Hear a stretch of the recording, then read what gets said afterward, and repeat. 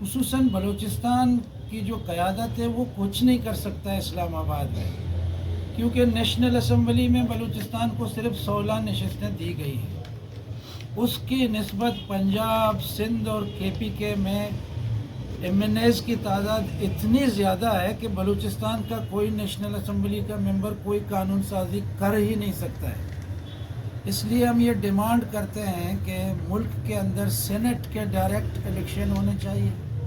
اور ملک کے اندر متناسب نمائندگی کی کوشش ہونی چاہیے تاکہ بلوچستان کی محرومیوں کا خاتمہ کیا جا سکے۔ اور میں یہ سمجھتا ہوں اور ہماری جماعت یہ سمجھتی ہے کہ کانسٹیٹیوشن 1973 کا جو کانسٹیٹیوشن ہے اس کے اندر بہت سارے پروویژن ایسے دیے گئے ہیں فنڈامنٹل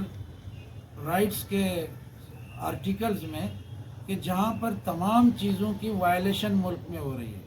تو اس سسٹم کو بدلنے کے لیے۔ اور دوسری بات یہ کہ اس وقت نئے چہروں کو مکران سے اور بلوچستان میں آنے کی ضرورت ہے۔ It is the first time کہ میں الیکشن لڑ رہا ہوں پارلیمنٹ کے لیے آپ کے کیچ پریس کلب کے تھرو سے، جس طرح کہ ہمارے مرکزی نائب صدر ظریف زدک صاحب نے حلقہ 28 کلاتک کی بات کی ہے جو کہ ہمارا کینڈیڈیٹ ہے، اسی طرح میں نیشنل اسمبلی کی بات مکران سے کر رہا ہوں تاکہ مکران سے نئے چہروں کو آنے کا موقع ملے، کچھ قانون سازی ہو سکے۔ دوسری بات یہ کہ مسائل کا انبار ہے، جیسا کہ ہم یہ مند اور ردیق کی طرف جب تربت سے سفر کرتے ہیں تو ہمیں کوئی پکا روڈ نہیں مل رہا ہے، ہمیں بالکل ہی کوئی ایسا سڑکوں کی ایسی خستہ حالت ہے کہ جس میں لوگ سفر کرتے ہوئے بڑے مشکلات کے شکار ہیں۔ اور میرانی ڈیم اور اس کے